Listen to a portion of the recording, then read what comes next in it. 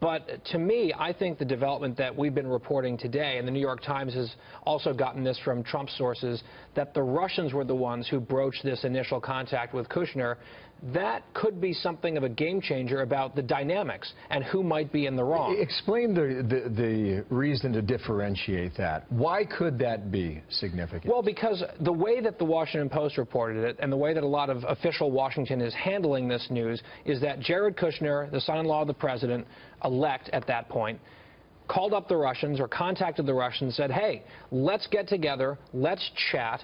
I want to talk about some things, and by the way, let's do it at your secure facility over your secure system. That looks a little unusual, frankly, to a lot of people, including Senator McCain, as we just heard. But if it was the Russians saying, hey, you guys just got elected, let's establish some sort of a chat, Kushner and Trump, they're neophytes at the whole political thing. They might have said, oh, sure, we want to talk about policy. We want to talk about Syria, which was allegedly what the topic of conversation was. Where should we do it?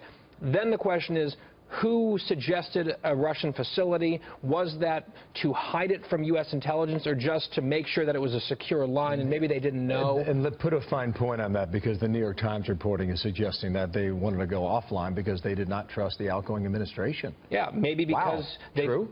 Perhaps because maybe they thought the outgoing administration might leak things that might be damaging to the new president. And it seems like those fears have been confirmed by so many of the leaks that we've seen, a number of which have very clearly come from former officials from the previous administration. I'm not necessarily arguing that that unto itself justifies the entire setup here. We don't know. We have two conflicting reports with conflicting leaks. I think we should hear from Kushner himself, probably under oath, about what happened. But I am saying you can understand why a new administration might look at the Obama team and say, these are hostile folks to us. They don't agree with our agenda. We don't agree with theirs. Let's find a way to backchannel with Russia, to talk about some of this stuff offline before we get things rolling. That unto itself is not a scandal and not even necessarily unusual.